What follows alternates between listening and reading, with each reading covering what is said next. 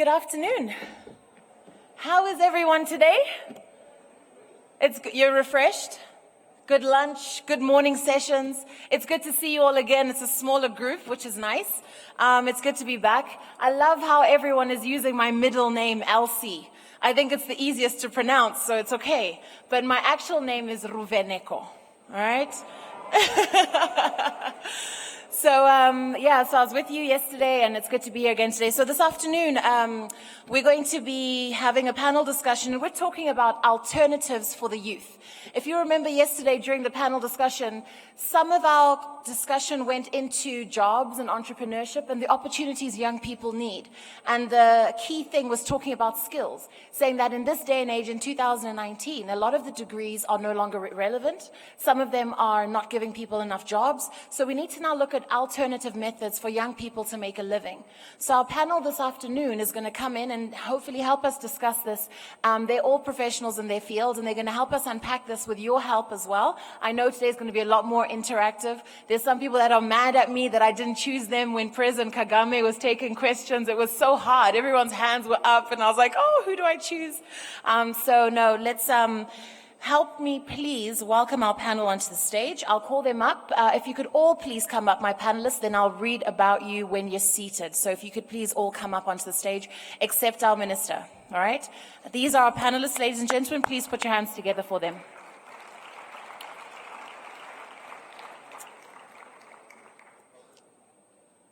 So looking at sub-Saharan Africa in particular, the World Bank report from 2014 talking about youth employment made it clear that the labor market needs to diversify, okay?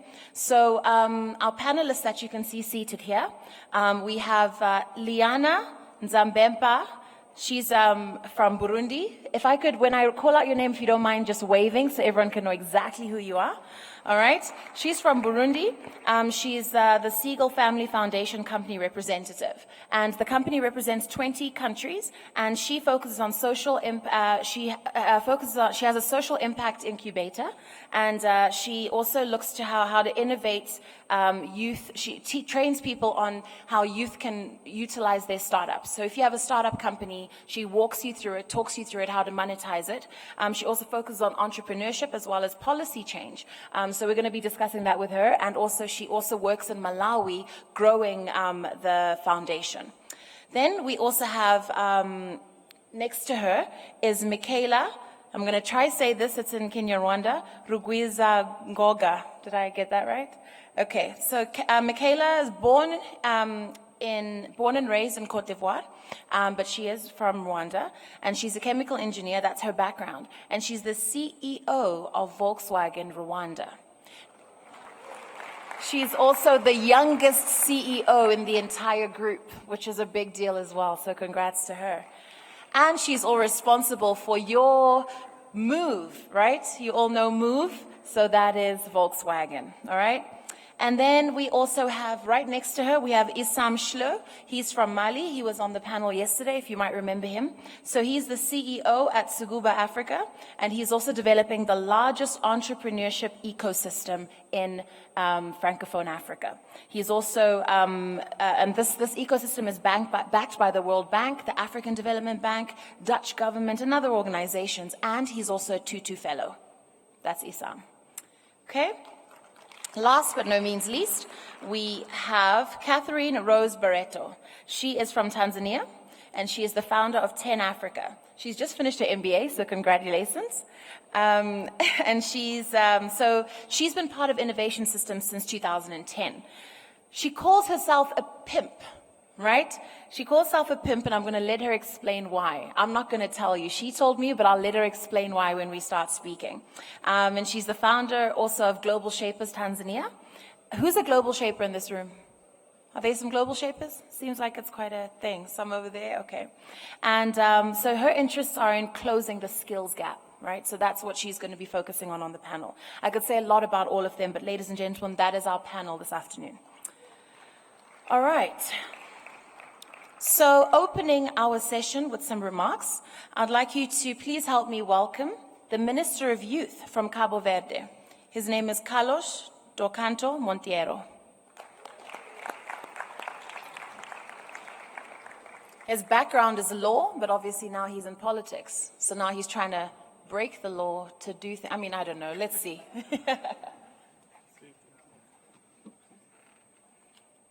Thank you. Good afternoon, everyone. Young people from Africa. It's good to be here for the second time. When you are asked to do some remarks about the perspectives for the young people in Africa, first of all, you can be frightened, but then you said, okay, the future looks brilliant. It looks brilliant, why? Because we have people like our panelists, because we have young people full of energy and talent like those ones standing here, and because we have as well, and let me be clear about that, also a generation of politics that will stand up for young people. And I think with these ingredients we can shape the future of Africa and shape a future that the young people of Africa can be competitive in the global market and can succeed as well.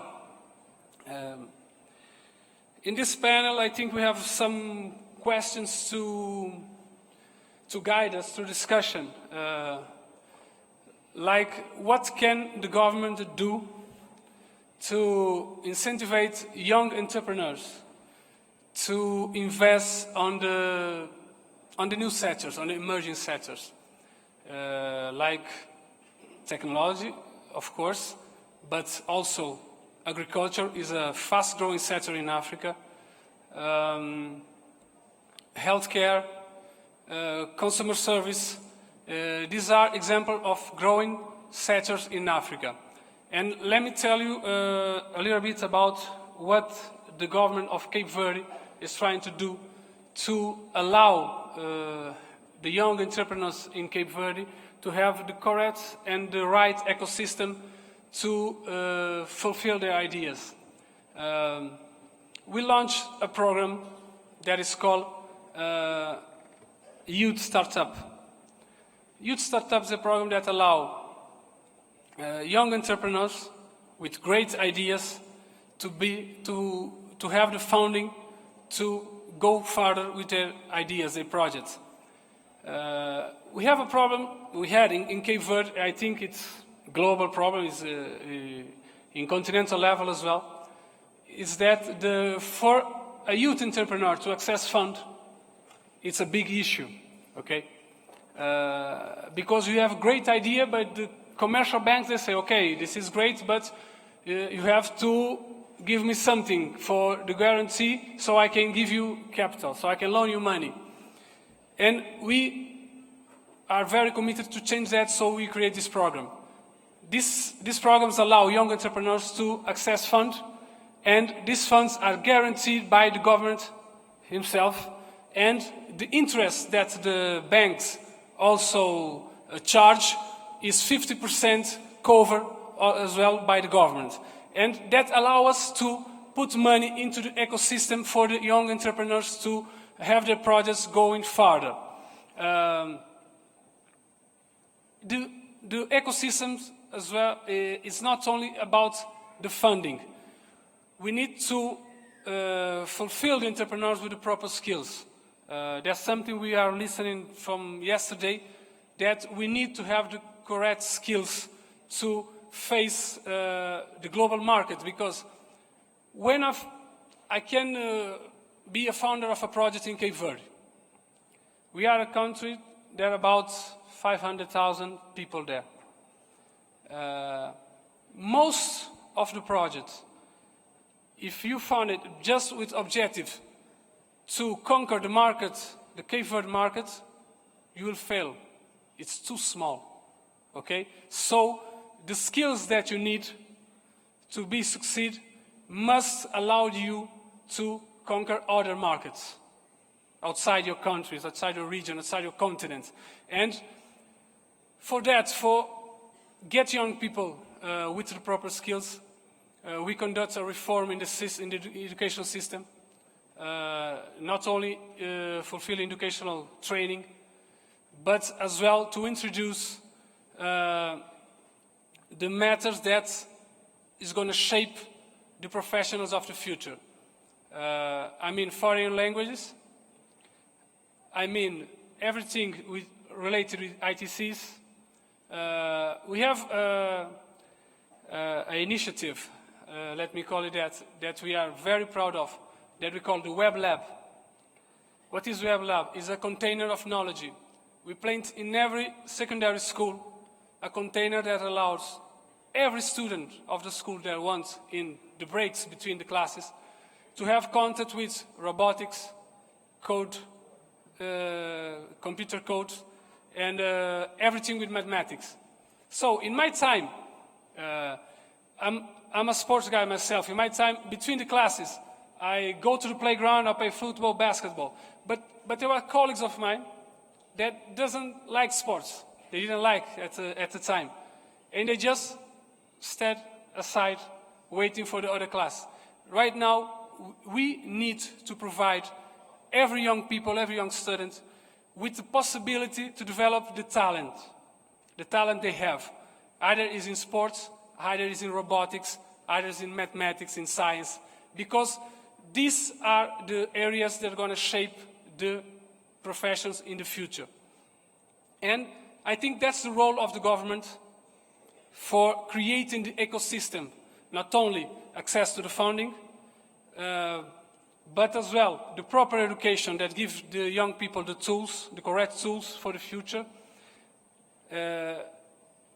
With that, we can create the safe space that everything talk about for the young people to succeed. And once you do that, we're going to have more people like these ones seated next to me.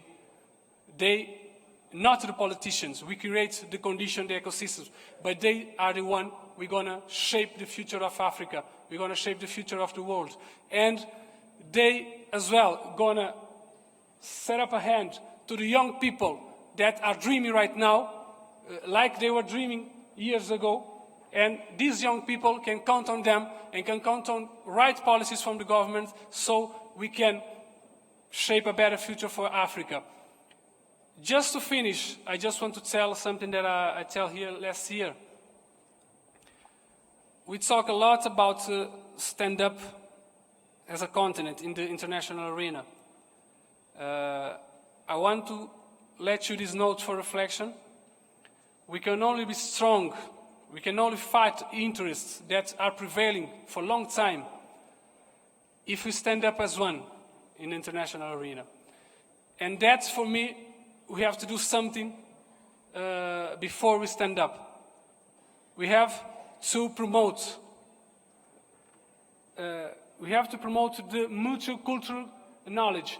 We, the people of Africa, perhaps we have less knowledge of the culture of each other.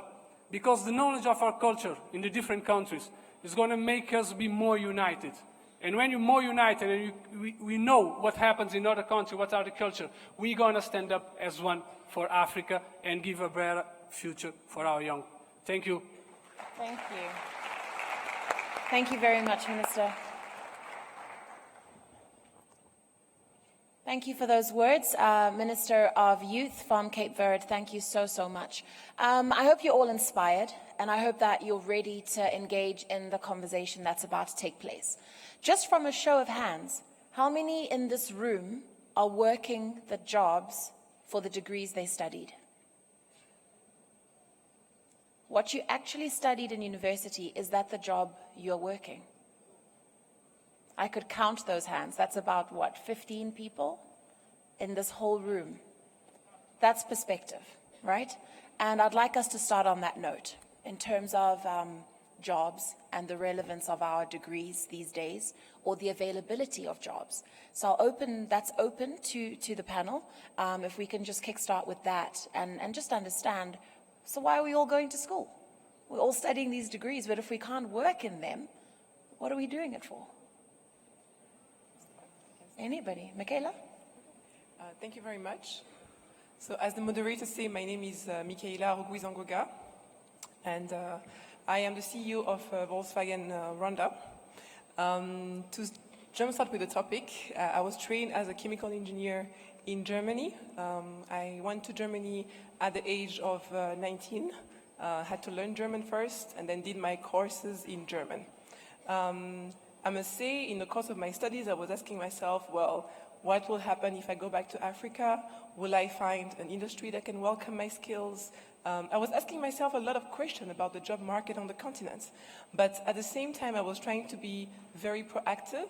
And one of the things I did as an engineering student was to knock the door of the Department of Business and Marketing and ask the teacher to allow me to take some modules in management.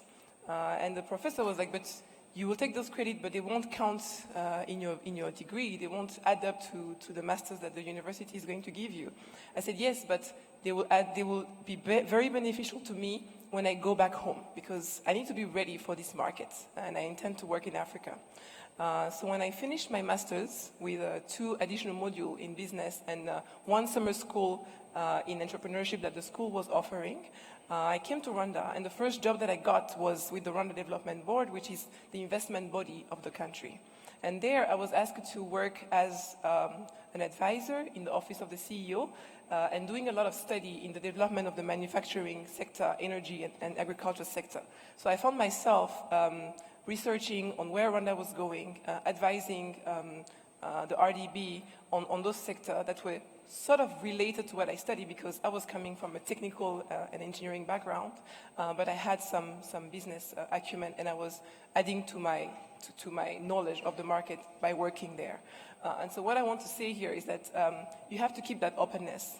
And as a manager, if you intend to grow in the ladder or understand any company cannot work without finance, without marketing skills, without HR skills, and the people I report to in the Volkswagen Group, my direct boss, is a mechanical industrial engineer with business background.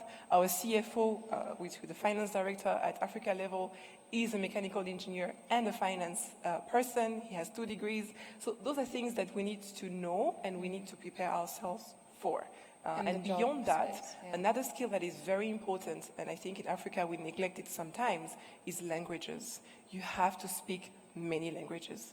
I was fortunate to be born in Ivory Coast, so I speak French and grew up speaking French. I learned Spanish in school. When I had to go to Germany, I had to learn German. I speak English. So all that opened doors for you, because there are some skills that we can train you quickly, but some other skills you really have to give it to yourself. You have to do that work, and that's really my take on that. Yeah. Thank you. Yeah. It is always good to hear personal experience, because we all take something from that. We all learn from it. I love that you touched on languages. It's so important. Yeah. And maybe one thing, don't take no. Never take no for an answer. Because when I asked to take those marketing courses, the professor said, no, you can't. And I said, why can't I? If I want to dedicate 1 hour or 2 hours per week, it's my time. Yeah. It's not, and I negotiated, so I had to negotiate. So always negotiate. Yeah. So Michaela's lucky because she's part of the very small percentage that is employed and that can use their skills for what they're working in. And I want to come over to Catherine on this particular topic now, on the jobs and all of that. When we talk about education, you've just finished your MBA. Some people in this room will say, why? Why did you do an MBA? I remember someone once posted on Twitter, oh, just graduated, etc. And someone said, you're going to accumulate all these degrees. They're going to hang on your wall, but what are you really going to do with them, and are they going to make money for you? Granted, some people study for professional reasons, if they want to become, lecturers or whatever, or write books. But you've done your MBA, you're advancing your education. Let's talk about it in the context of a sea of entrepreneurs, and not just the few that are lucky to have desk jobs. But let's talk about it in that sense. Why continue education if we've seen in the room most people don't even use those degrees? So just to be clear, I did my MBA because my tech incubator failed, and I wanted to figure out where did I go wrong. So in 2010, I quit my job. Didn't know what I wanted to do, but I knew that there was a huge skills gap problem in my country, and I wanted to figure out how can I be part of developing that solution. And so I set up Tanzania's first privately funded tech and innovation incubator. We ran that for 5 years, and when we closed in early 2017, I began to think about what did I do wrong? What could I have done better? And what can I do better next time? And this is something that Drogba said this morning, that it's not failure, it's a learning opportunity. So this is why I did my MBA so far apart. My undergraduate degree is in political science and public administration. Nothing that I do now. But the MBA has been extremely critical for me in just thinking back and understanding what went wrong, and how do I want to help other people that are setting up innovation hubs in my country and across the region to be able to not make the mistakes that I've been making. And so when it comes to thinking about education, I have an HR background. But since 2010, I've been working in the innovation and technology space in Tanzania. And one of the things that I have noticed is that it's not about your degree. If you're going to be an entrepreneur, there are certain skills that you're going to need to have. And necessarily, to be honest, my undergraduate degree has not given me the skills to set up an innovation hub. Last year, I set up an engineering school, a tech engineering school, and really my political science degree did not help with that. So one of the things that I've noticed with entrepreneurs that I've been working with is drive, is resilience. And that's not something that you can learn from a university degree. That's something you pick up when you go into the coffee shop that you're working from, your neighbor's house, you're sitting on your mother's couch coding. That's something that you do every single day. And you have to keep getting up every morning and doing it. So I would say that the degree is important in the sense that if you feel that this is what you want to do, and if you feel like you have to have a seat, if you need a seat at the table, then you need to have a degree.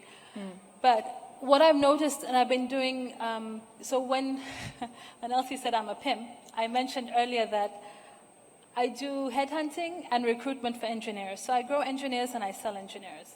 Technically, a pimp, sort of. You're a pimp. I sell skill. Yeah. But my business partner does not have a master's in engineering. My business partner does not have an undergraduate degree in engineering. But my business partner for the tech school has trained over 500 engineers working across the African continent, building the African internet. He's self-taught. He lives, breathes, and sleeps code. I can call him at 2 in the morning, and he will be up coding. So I think it depends on what you want to do with your life. Has the MBA helped me? Yes. How many times being a woman, being a young woman, sitting at a table, and there's, 10 men with PhDs and black suits, 10 men with PhDs and black suits saying to me, but how can you talk about the skills gap in Tanzania? How can you talk about closing the gap? And how can you tell us what are the 5 critical areas for growing skill in this country without a master's and without a PhD? So one of the things that the MBA has given me is this ability to say, you know what, if we're going to talk about the piece of paper, I now have it, and here's my seat at the table, and I'm staying there. I like that. Okay, so let's separate the term degree and skill, right? For those of you that are in jobs, okay, that are employed, if you lost your job and the company folded, okay, and Catherine has just explained that her company failed and she decided to do an MBA to see what else she could do. So with your degree, are you skilled or do you have a degree? Do you get what I'm saying? Because if you were employed and then that company folds, or you have your education, your qualification, your certificate, your piece of paper, but in terms of turning that around, especially in this kind of environment, what would young people do with this, with that conversion from degree to skill? Is a degree necessarily a skill, or is it just a piece of paper? Yeah, go ahead. Yeah, I can answer that. So I think someone said that what education can provide today is, or at least the best skills we can have is to learn how to learn. Because there are so many people in jobs today, or who have created jobs, not because it's what saying what they learned, but what were taught in schools, but what they've taught themselves. So whether it's, on social media, those who make so much money, by, blogging and all these other jobs that are now like rising. Right. And today, this is what we see. Most of entrepreneurs that we work with, that we support, that we nurture, were not necessarily born entrepreneurs, or it was not necessarily something that they saw themselves doing, but this is something that they learned to become. And it's not just about the drive and the passion, it's also having all these other skills to create viable enterprises. And these are things that you have to learn, you have to read, you have to interact with other entrepreneurs, you have to really understand how it works for you to actually be outstanding and obviously be successful. Right. So in some instances, degrees are needed, especially probably the technical sectors, but then it doesn't necessarily lend you in that space. So I think having a degree doesn't hurt, but it doesn't guarantee either that you're going to be, in that space. Okay. But we've also seen people without degrees and making so much money. That's and the thing. actually, being really amazing out there. Yeah. So keep learning new ways of creating, other things, jobs and enterprises is the best way to really survive in this world, if I can say. Okay. So we have some people who have a doctor to their name, but they're still paying rent, and some people who just have O-level qualification, but are driving Lamborghinis, right? I want to come to Isam now. When we talk about skills, the minister talked about how in their education curriculum they've incorporated coding, especially at a very young age. In this world of artificial intelligence that we're getting into, and jobs becoming wiped out and replaced by robots, what would you say we should focus on, because we are still the job market? Yes, well, just to touch on the previous point, like one fact, when we communicate with people, like I communicate with you right now, so you hear my voice, right? But the voice only represents 20% of the information that you get from that you get from me. 80% of it comes from my body language. It comes from the way I'm dressed. It comes from if I'm clean, if I'm shaved well, the way you'll perceive me. So that's 80%, it's coming from non-vocal. And we know that what comes out of my voice is coming out of my heritage, out of my education, out of the way I grew up. So I'm just telling you that skills are important, what you study is important, but soft skills are more important. Soft skills is your attitude, is the way you present yourself, is the way other people look at you, and so forth. So as an advice, if you don't have the right skills, it doesn't matter. It's only 20% of the way people judge you. 80% will come from soft skills and the way people look at you. So it's very important that you also take that into consideration when you go to business meeting, when you go to interview, when you come to conferences like that, to make sure you're dressed well, you're proper, you have a good attitude, you smile, you're respectful. Because guess what? Attitude is very important. Someone was going to an interview, and I don't know, in the bus or in the cab, he was pretty much having a very bad attitude, and he got to the interview, and the interviewer was in the car with him or in the bus with him, and he just told him, you have such a bad attitude, I saw you in the street, I don't want to interview you. So that's the little story. But to come back to artificial intelligence, as you mentioned, what I think, and I studied finance, I studied accounting because, our parents want us to be engineers, finance, bankers, so I had to do that. But my passion is in Africa's development. So what I've learned is it's important to have a vision. It's very, very important to have a vision. You need to have a vision for yourself, and you need to have a vision for your community. So for yourself, it doesn't matter what you study, I personally think. What matters is what your vision is. And generally, your vision is linked to your passion. So it's very important that you sit and you take a lot of time alone at night reflecting and say, what am I passionate about? What do I like to do? What can I do every day, all day, day in and day out? And around that, you have to build your vision. And for me, really, what I'm passionate about is Africa's development. I grew up in 8 countries on the continent, and everywhere I've been, I've seen the same issues, people struggling, healthcare issue. My neighbor was dying because of poor healthcare. The neighbor couldn't get access to education. Thank God I was a privilege, but that's my passion. So then when you look at passion and vision, then you need to also align that with your environment. And if you look right now in Africa, the vision of our leaders is to promote a unified and integrated Africa, right? And just for your information, Africa has been divided. A lot of people have said that in this panel. Countries are not friends. Countries are not friends. So my friend, Mika is my friend. She's from Rwanda. I'm from Mali.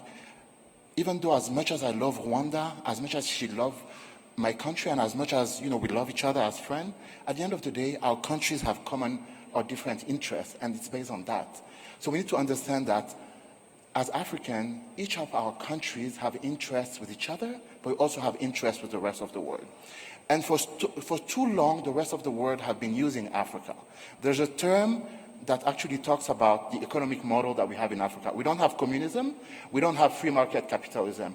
We have what we call extractivism, which has been a constant move from our neighbors of foreign powers to come and extract everything. Extract our brains, extract our cultural heritage, extract our natural resources, and leave us with nothing.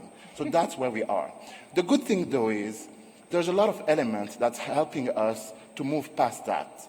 The Continental Free Trade Area that came up earlier is all the countries in Africa agreed that we're going to do business with each other, we're going to trade with each other, and we're going to be one force. This is amazing. So what I would suggest is that you look also at ways in which to build on that bigger vision. Because at the end of the day, we have our own personal vision, what passionates us, but we need to build around that Pan-African vision. And right now, that Pan-African vision is really good. And I just want to finish by saying... Sorry, I'm going to just cut you because you're touching on so many different points.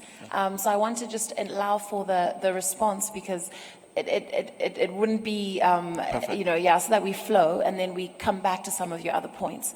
One of the things you just mentioned just now is about Africa and our skills as Africans, right? And our capacity. Yesterday, the ambassador of Korea to Rwanda, he spoke about Africa's greatest resource being its people. We hear this all the time and it sounds really poetic and it makes us feel so valuable. But at the end of the day, what are our skills as Africans? I want us to get into the conversation about the jobs of the future, the actual jobs, so that we have a more tangible conversation around where young people can focus their energies or harness their skill set. That was my last point, actually. So the point around what we need to focus on is we live in a global world. Right now, if, let's say, I want to open a factory in Mali, I have to be aware that my prices and the quality of my product will have to compete with factories in China, with factories everywhere in Turkey. They have better products, cheaper price. Of course, I want to win. So we need to be competitive and we need to have also efficiencies in what we do. And the way in which I think countries have done that in the past is look at the comparative advantage. Look at your country. What do you have? What do you have that you've been selling to the rest of the world without transforming of added value? In Mali, we have cotton. I know in Cote d'Ivoire, in Ghana, you have cocoa. So as entrepreneurs, or even as people who want to go in the job market, focus in sectors where your countries have industries and natural resources that are not transformed, and focus on that.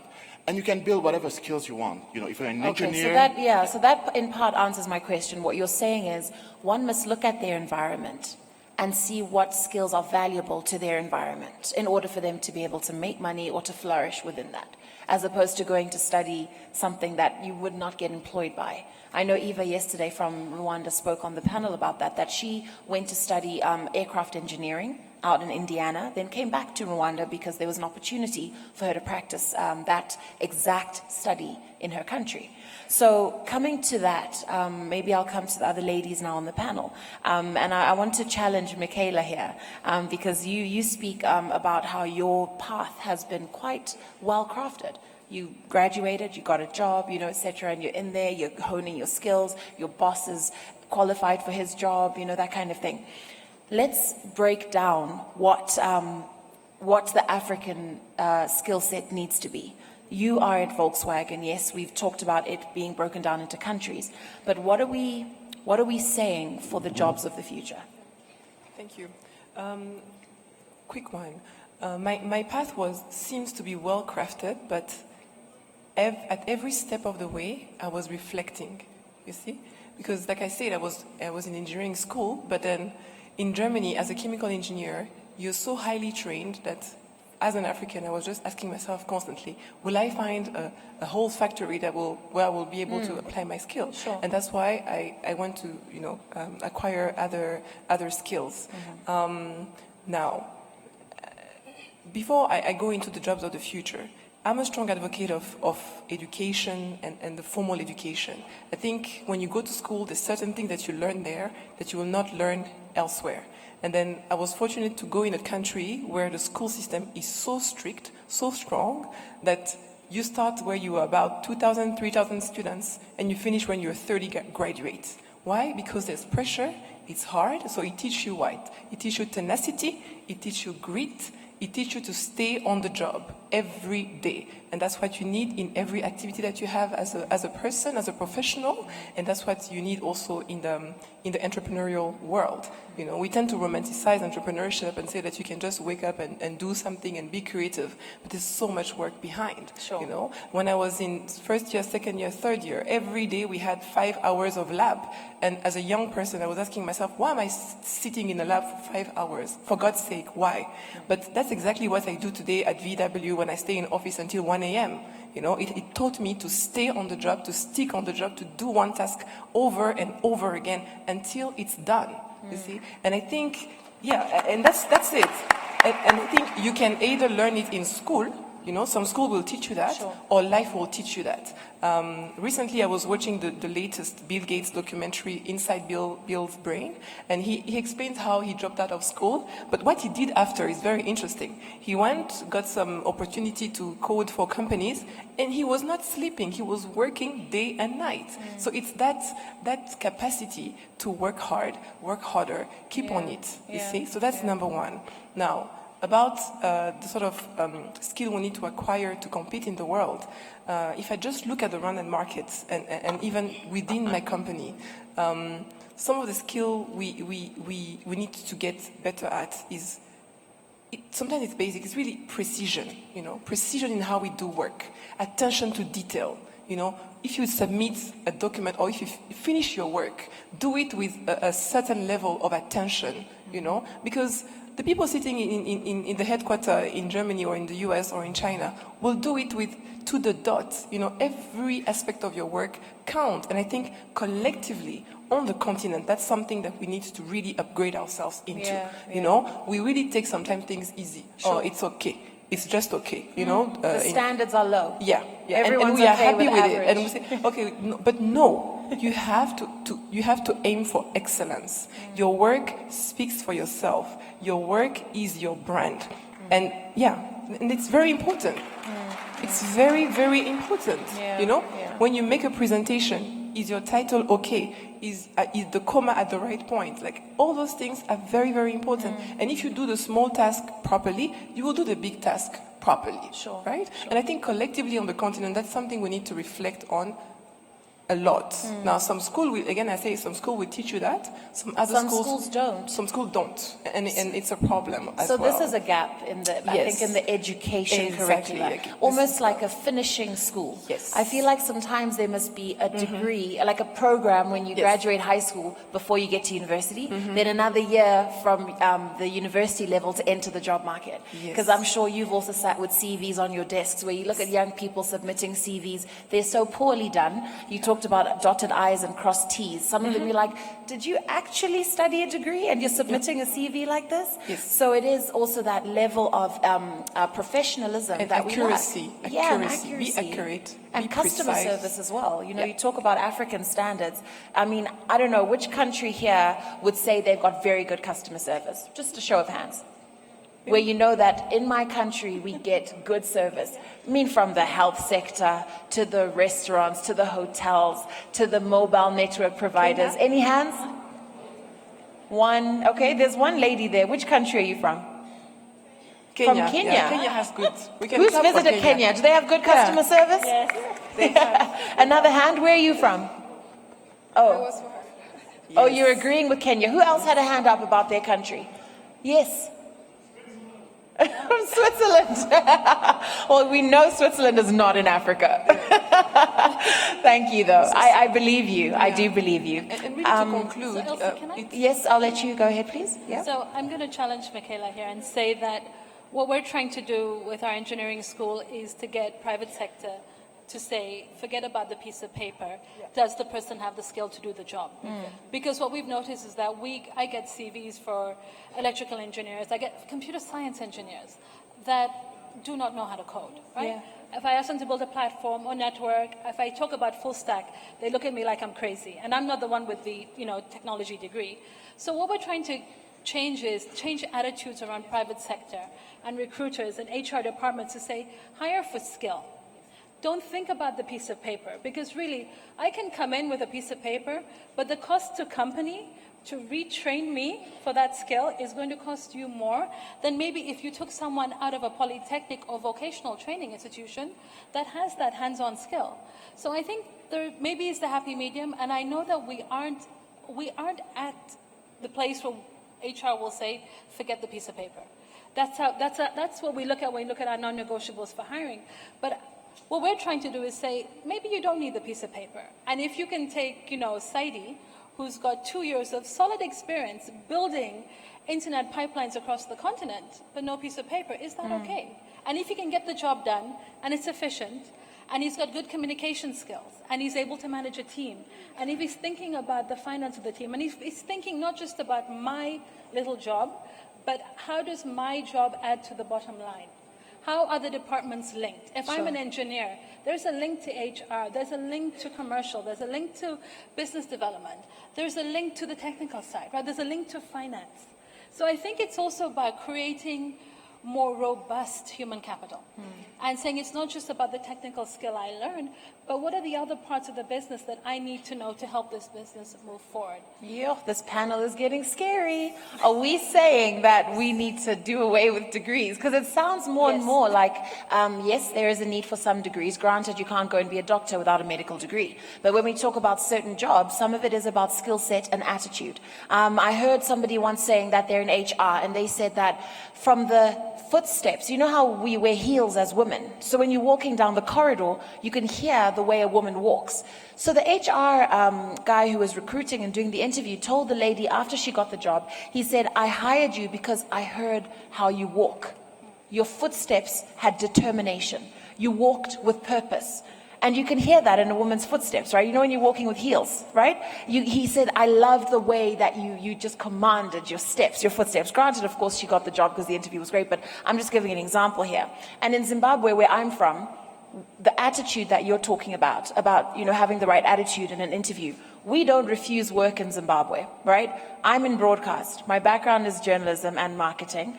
And if somebody said to me, Reveneko, I need to plan a wedding, for example, or I need to build mine something, I would never refuse. In Zimbabwe, people who sell tomatoes will tell you, no, I can fix your borehole. People who are doing something different, they never say no. And that's an entrepreneurship mindset, because they're going to find someone else who can do it. And then they're just going to charge that person, but they're still going to deliver the service.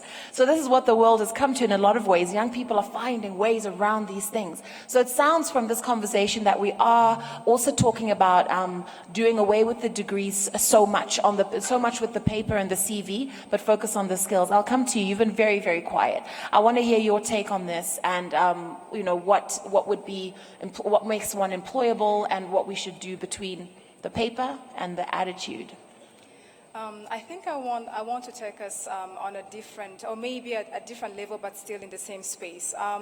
Africa is the most youthful continent, as we know. And as we talk about jobs, we're also expecting the entrepreneurs in the room and the others to actually be the ones who are creating jobs. And I want us to look at the problem differently, to see what are we doing with the talent that we have in the room. Are we creating a space for them to actually nurture that talent and allow them to create jobs? Are we creating infrastructures that they need for them to really go to a next level, to be able to employ from 1 person to 5 and 10?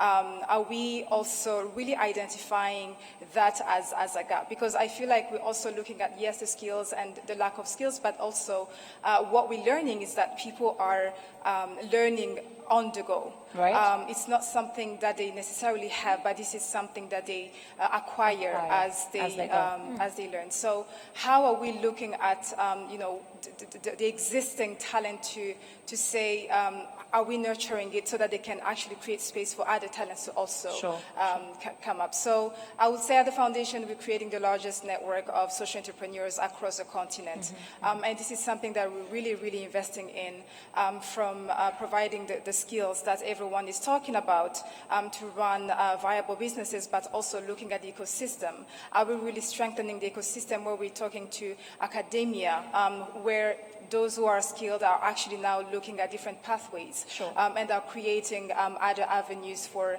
to earn a living? Are we talking to the private sector who has the money and who needs to invest in them as well? Are we getting them as to that sophistication where banks can actually looking at it, you can look at them? So I think we also need to look at regulation, right? Do we have the right policies for these young entrepreneurs to be able to thrive in what they're doing? Right. I think it's also looking at, while we're talking about the gaps, we're not looking at the existing talents and skilled or people who can actually learn on the go to really create space and jobs, actually.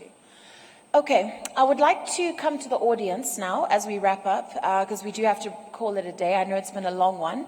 So as we finish off the session, I'd like to open it up to the audience if you have any questions for the panel, any contribution toward our topic. So what we'll do is we'll take 3 hands and then let the audience, the panel respond. So panelists, when they're asking their question, please just note it down, and then you can respond after 3 questions have been asked, and then we come back to the room.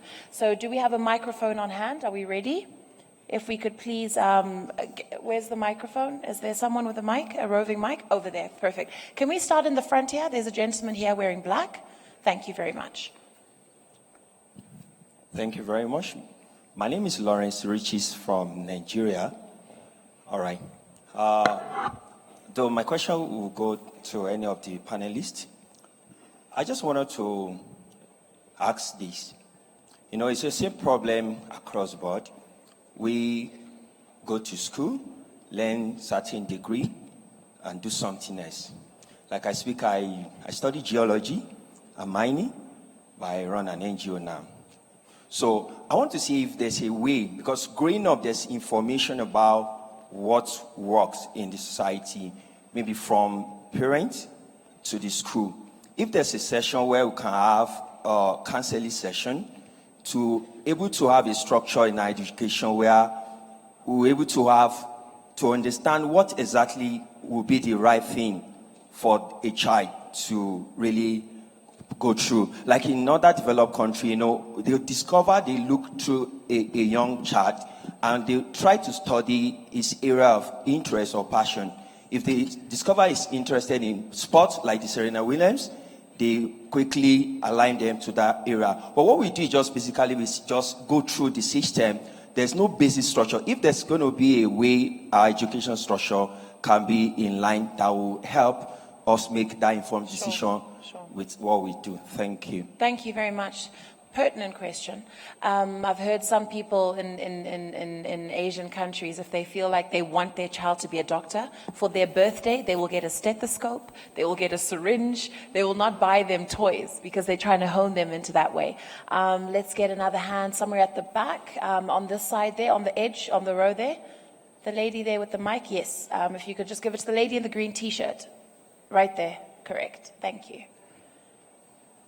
Thank you. Thank you so much. My name is Providence Nongo. I'm from Star Leadership Academy, Zimbabwe. Hi. Hi.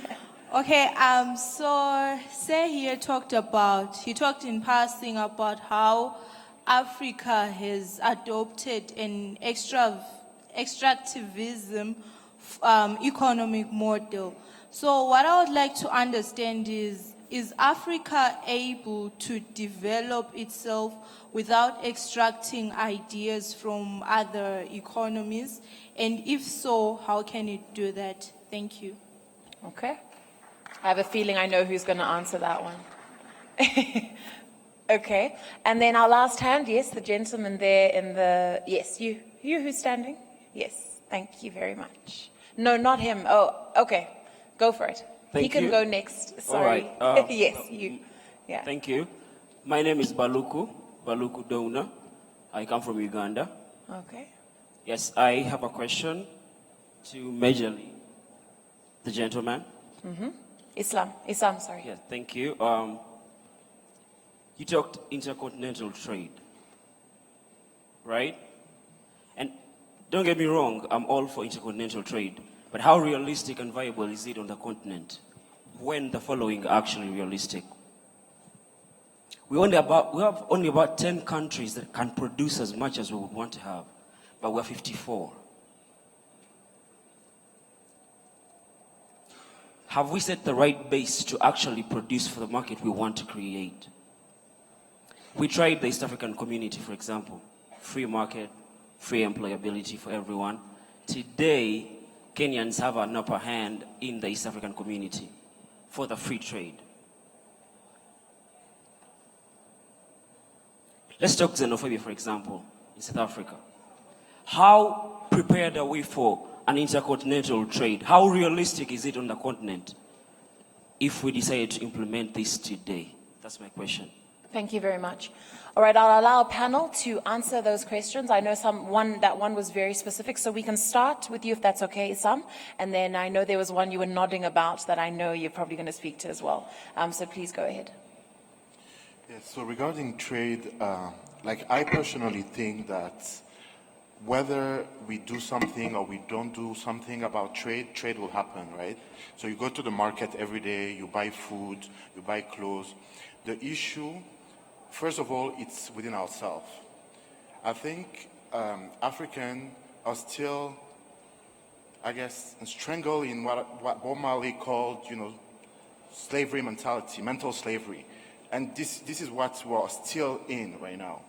Because today, if we decide as Africans to only consume African products, whether it's local foods and not imported food from the supermarket that's coming from friends in our countries, or whether it's dressing with local dress, instead of going to buy second-hand clothes at the market, why don't you buy from a tailor and make it locally? We don't understand, So those are the things that first we all need to work on. We need to sit, look at ourselves in the mirror and say, am I consuming African product or am I consuming foreign product? Because I'm sure right now, I don't remember where you're from, but Ghana?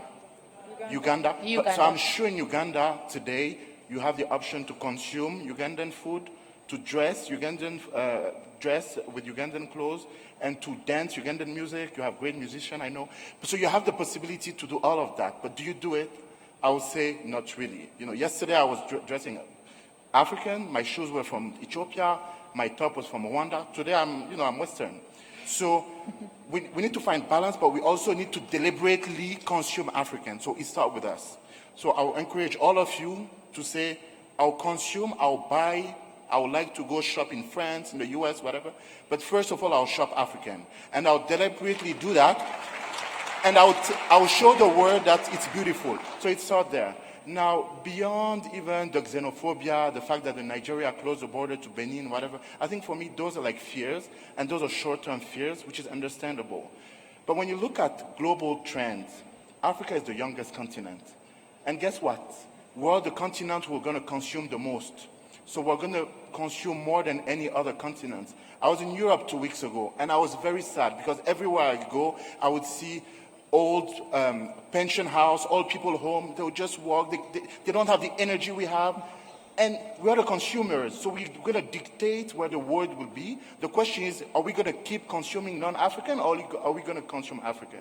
So I would say let's just stop there. And after, everything will come up. Let's just stop here. Let's start consuming African, and let's not worry about all the other problems. Sure. Because people are working on them, and they'll be fine. So what I'll encourage you to do is just to consume African. And for my sister in Zim, her point around, importing IDs, this is a very good point. As young people, it's important to have a good attitude. So, for example, when I started doing what I did, when my partners would come and tell me, okay, we want you to do this, we want you to do this center, we want this center to do like that, because they are giving the money, As a matter of fact, right now, the past 2 years, we've raised $5 million for entrepreneurs in West Africa. Out of those $5 million, 100% of it is coming from non-African organizations. So the Dutch government funded us before we even had an ID. So my point here is, so the West has a word to say, because the money that we have, those $5 million, most of it is coming from foreign taxpayer money. But then when those ideas are coming, they are genuine. They may be good people, they have a good intention, but that's not what we need. So at the beginning of your career, it's good that you take the ideas that are coming from the West, and if your donors, if your funders tell you, okay, we want this center to look like that. Like the president said yesterday when he wanted to build a hotel, the donors say, no, are you a communist country? Well, you get to a point in your career where you need to dictate what you want. And I have to share with you that the past 2 years, the World Bank came to us, they tell us, we want to give you this contract. We told them, no, we are not going to sign this contract. And they told us, well, you are the first organization in the country who's telling us, we give you this contract and you don't want it. So it's good to turn down contract and opportunities to tell those people what you want. Because at the end of the day, we don't have nothing in Africa. We don't have infrastructure. And the only way we're going to build is using our own technique. And this is where, technology come in. This is where leapfrogging comes. So don't fear away from telling people that what they say is wrong and what you think is the right solution. And don't fear away from that. on your terms, yeah. Thank you. I know there might be one or two more responses. You don't all obviously have to respond because we've got many other questions, but if you'd like to respond to the other question, any one of you ladies? Just a word on the Africa common market. Yeah. As much as every generation has a mission. And I think we, the young people of Africa, for the next 20 and 30 years, it's our job to build the common market. In 20 years, if this common market does not exist, we only have ourselves to blame. So it's not saying, oh, it's an impossible task or anything. It's like, what can I do in my capacity to make it happen? You see? What linkage can I build? When I participate in Youth Connect, how many people am I getting to know? How many businesses am I networking with? It's our task. We are the one who's going to make it happen. Nobody's going to do it for us. You're right? And in 20 years, we'll only have ourselves to meet. We'll meet again in such rooms, shake hands, and say, yes, we did well. Yeah. And I hope we do so. Thank you. You want to add, Catherine? To Lawrence? Really? Yes, sure. So, Lawrence, you talked about education and picking your path in primary school at that age. Right. I think we've agreed today that there needs to be a complete overhaul of our education systems to be able to grow the skill that we know we need for today and for our future. But if you think about interventions that you could do with an NGO, I'll give you an example. In Tanzania, the Dar es Salaam Global Shapers Hub run a program called Shape Fikra. And it's actually being run with other Shaper Hubs across the region as well. They're going into high schools and they're talking to students about careers, asking them, what do you like doing? What do you think you want to do? How do you talk to your parents? Drogba said it today, right? His father thought, football? Why football? What are you doing becoming a footballer? So I think there are interventions that you could do as an individual, and just leading to what Michaela said is what we can do collectively in terms of talking to students. If you can't go into a school, your neighbor's children, right? Your niece, your uncle's children, children in the family. So until we have a complete overhaul of our educational system, which might never happen in our lifetime, let's be honest, I think there are things that we can do to be able to circumvent that and to say, okay, I'm going to make a change in somebody's life and I'm going to sit down, and even if you talk to one person, Lawrence, imagine if you change one person's life and they go on to become an engineer, and build, some exceptional water plant in Nigeria that gives everybody in Nigeria, the millions of people, clean, potable drinking water. Imagine how many lives you've impacted by doing that, by taking one student and talking to them about where their dream is. Thank you very much. All right, we'll take our last round of questions, then we'll wrap up our session today. All right, very energetic lady in the front. I couldn't miss you. In the mustard top, one hand there. Let's start there. Thank you. And then the gentleman, yes, if you could just prepare to give him the microphone next. Thank you. So we'll start with those two. Please go ahead. Hi. Thank you so much. My name is Sadimo Tlale. I come from South Africa. I run an entrepreneurship education company which actually focuses on trying to empower high school students in township areas with an entrepreneurial mindset, basically. I'm with the Alan Gray Orbis Foundation. We actually spent the whole week in Rwanda this week just visiting NGOs, government, different businesses, just to try to figure out the ecosystem in Rwanda and try to take that back from South Africa. And which leads me to my question. I'm struggling with what to take away from this chat because I feel between Michaela and I think it's Catherine Rose. Catherine. Yes, sorry. So I feel like the chat there or the clash is rather like a degree is important. Yes, go to school, get a degree, and like become successful. Versus, it's not that important. And I feel that chat is a little bit out of context in the African context because it's very individualistic, right? So what can I as Sadimo do is great. That's if I have privilege or if I have access and opportunity, that's fine. But in South Africa, I'll speak for South Africa because I don't know what's happening in the rest of Africa. It's very institutionalized where I come from a law background. I was working at the highest court in the country before I left and went on my entrepreneurial journey. And I could have just done me, but I thought access and opportunity is such a real thing that we need to be opening doors for each other, making room for each other at the table and not just grabbing your own seat. And so from a institutional perspective, I'm struggling with what is that? What am I as Sadimo taking away from this chat as opposed to what am I going to do as an individual? And so I'd really appreciate it so much if you could touch on that. And what is your exact question? Institutionally, so as an individual, I know what they're saying I can do, but as a community, as South Africa, or maybe as an African continent, what are practical steps that we should be implementing to open more doors for each other, as opposed to just looking out for yourself as an individual? Thanks. Okay, thank you very much. All right, over to you. Thank you so much. My name is Jackson Karama, and my question goes directly to Mr. Gwizangoga. And maybe anyone else who is working in a company where they need skilled workers, and yet we've heard about the gaps in our education system. Now, as a recent student graduate, I was hoping always that someone with big money or company can invest in setting up hubs or labs or research centers where people can come and learn those skills. My question to you and any other person who's in your position is, has Volkswagen or anyone personally invested either within the company or supporting someone else in developing skill from recent graduates? Thank you. Thank you. And then our last question for this session. Well, this is always very hard. Yeah, I haven't picked that side of him, that's true. The gentleman at the back there. No, you with your hand up right now. Please stand. No, the one behind you. Yeah, thank you.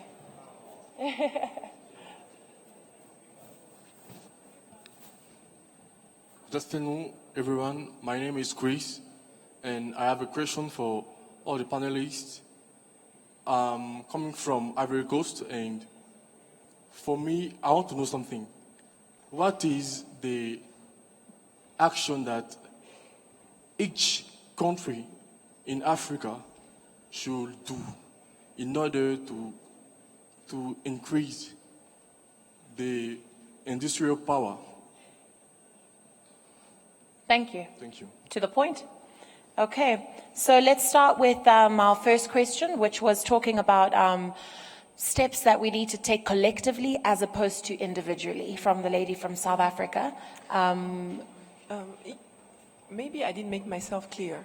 What I was trying to say when I talked about the importance of going to school is that working hard, you can learn it in your everyday life or you can learn it in school, or both, right? But ultimately, whether you're coming from the township, and with the work I do with VW, I had the opportunity to visit your country and know how the situation is there. And it's not very different from elsewhere in Africa. Wherever you're coming from, when you start trying to build something, you have to work hard. There's no shortcut. You understand? And this aspect that you mentioned about involving yourself or the community, doing bigger than yourself. You don't reach. It's very difficult to reach position of leadership if you haven't exercised leadership at community level before. I think we have many examples in the room, even on the panel.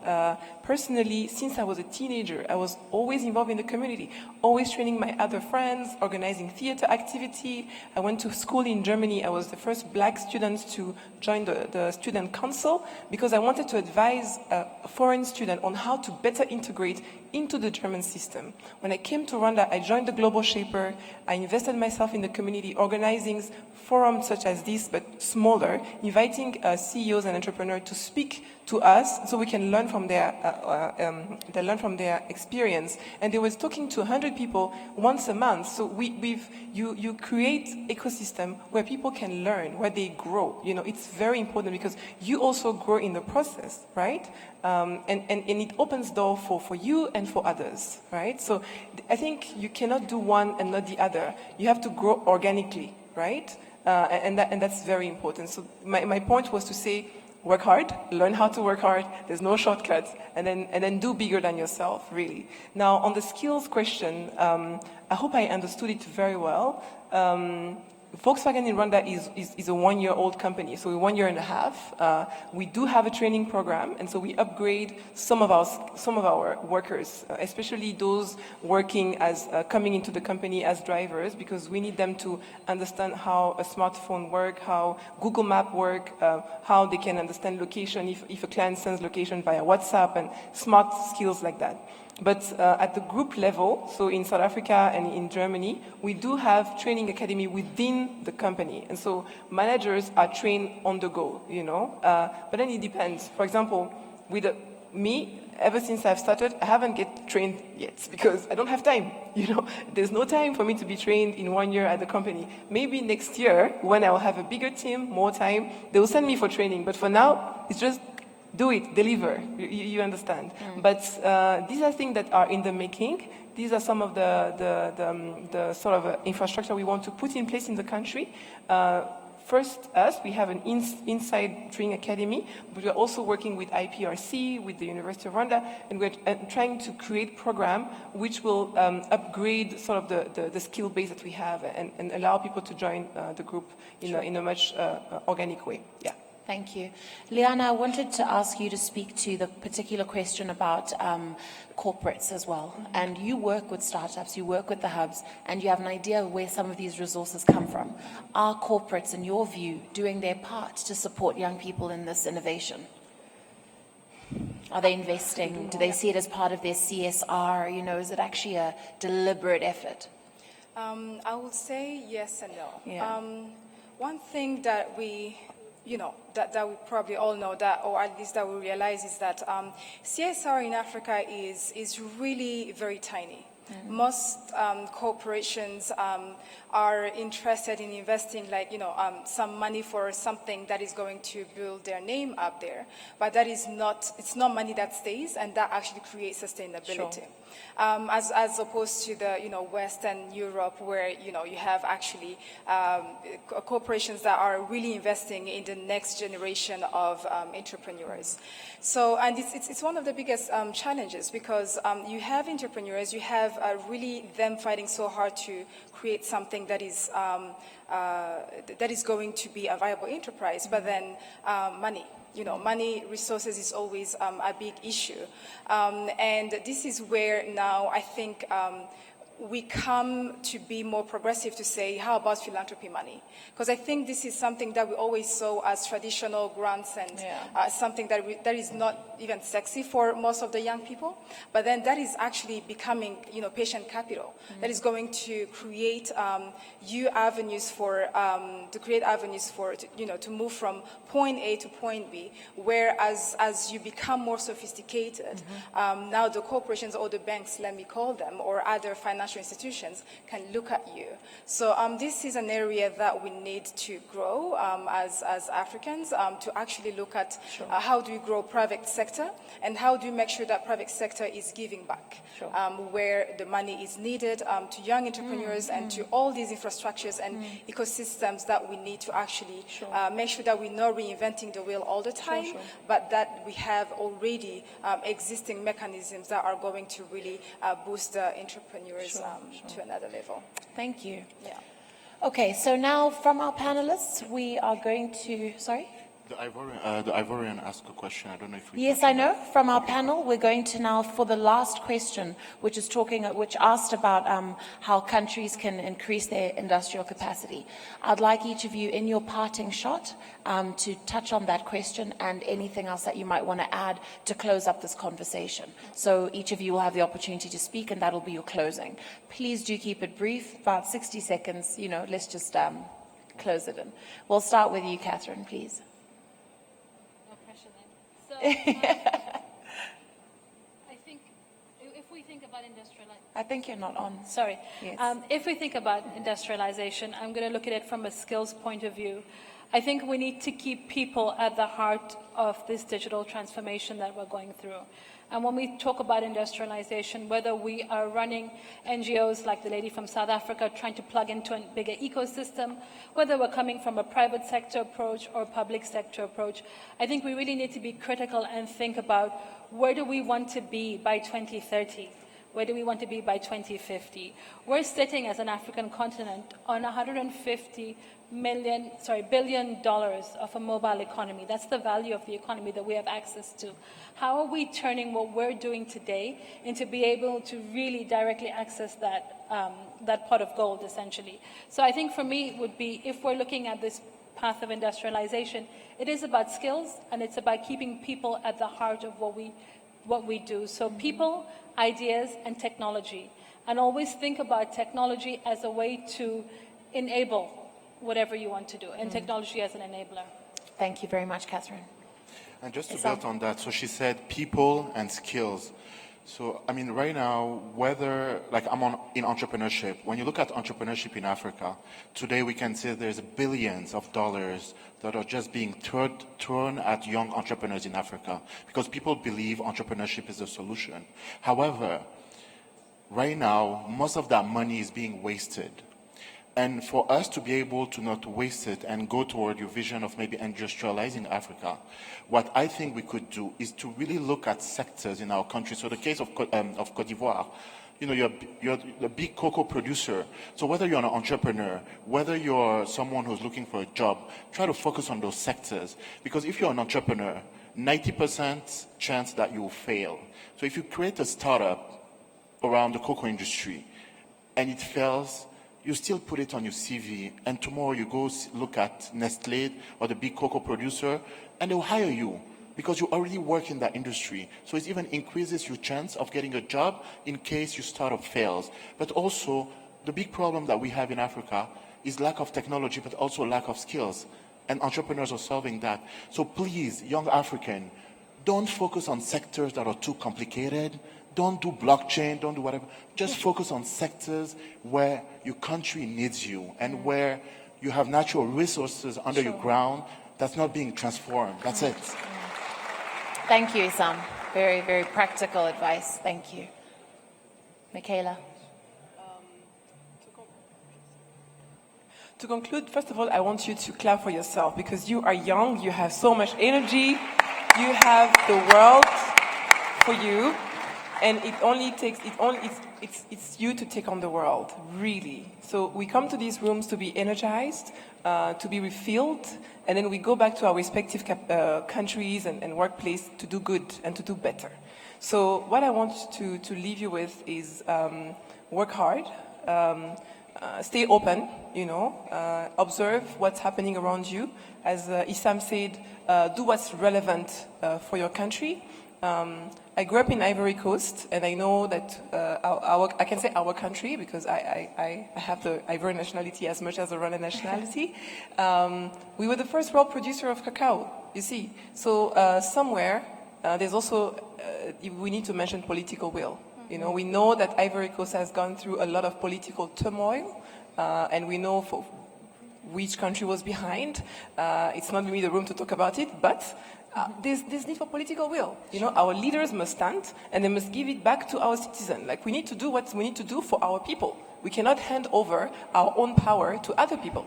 No. So it doesn't work like that, So in many African countries, Côte d'Ivoire, Niger, with Areva,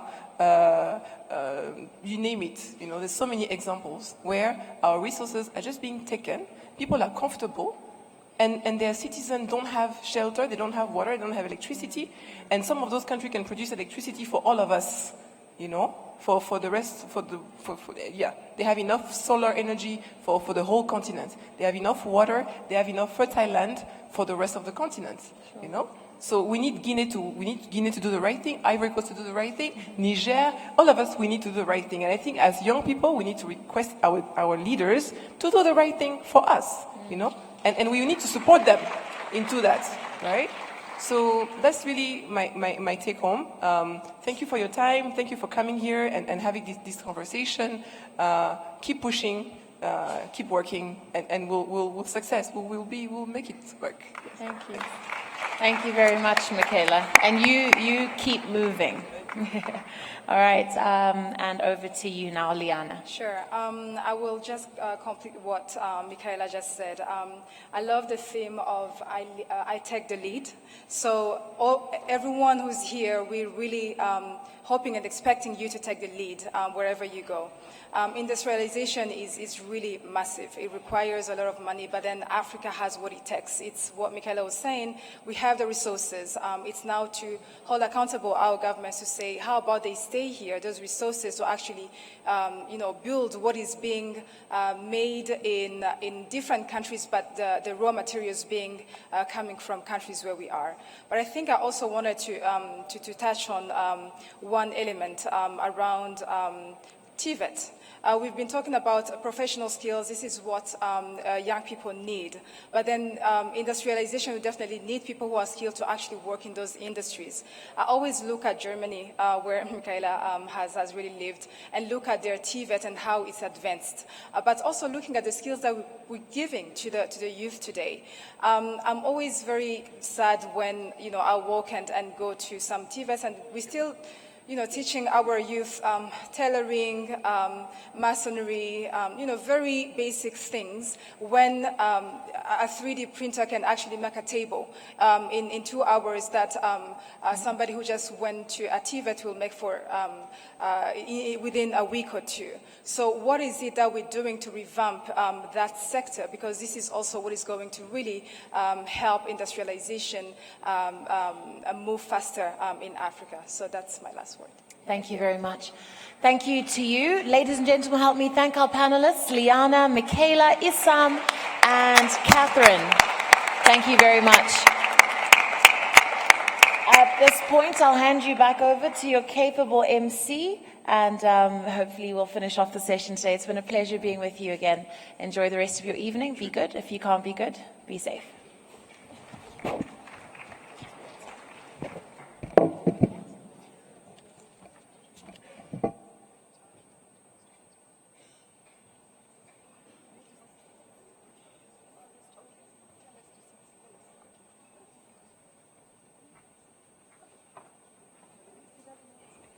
All right.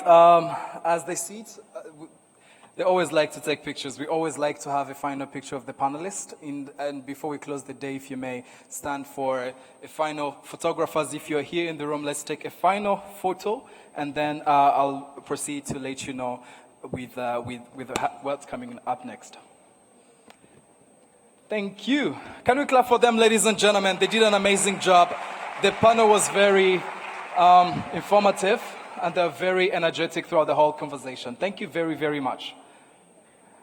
Right, I can see lenses being changed for that to happen.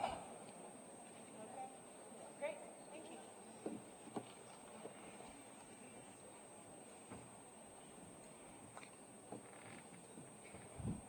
All right, let's give them another round of applause as they step off the stage.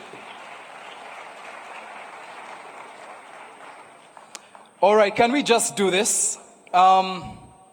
It's the end of the day. Can we just do a breathe in and breathe out? Yeah? Like, do you feel better? I hope so. All right, so this is the end of today's session. I'm so happy that you guys were able to stick through the whole session. I just want to make these final announcements for tomorrow. Now, tomorrow we're going to have, early in the morning, for some of you didn't have enough of Drogba, but Drogba is going to be here in the morning for another session. Do not go away. We're going to have different ministers that are going to be here as well, present for different sessions that are going to be taking place here in the main auditorium, but also other sessions that will be taking place in other auditoriums on this facility. Now, if you allow me to go through some of them, they will be having, just a second.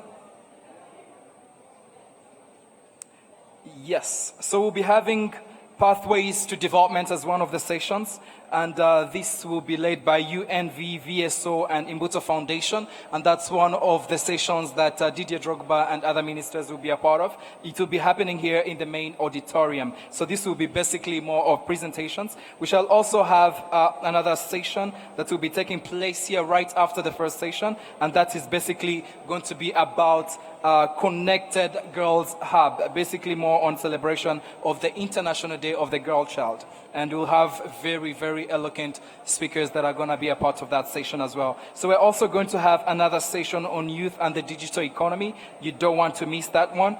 And also agripreneurship that will be taking place in MH2. That is going to be in the afternoon. And we shall have definitely more on Youth Converse, and we shall have Youth Connect Africa Policy Makers Roundtable, though that's invite only, and different other sessions that are going to be taking place. So I'm inviting all of you to please come here in the morning as early as you can, and we start with the informative sessions that are going to be taking place. We shall also have a pitching session and also awarding session that is going to be taking place. And now tonight at 7 p.m.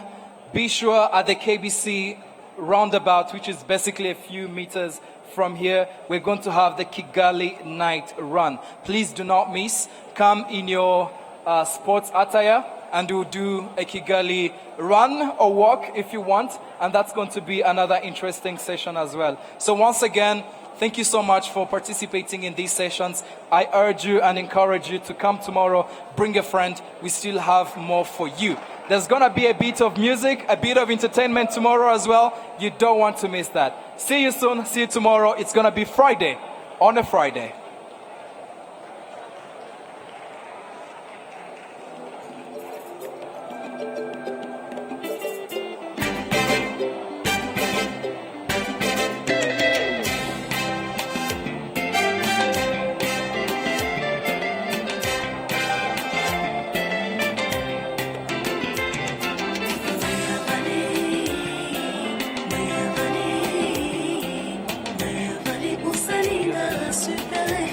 Sound check.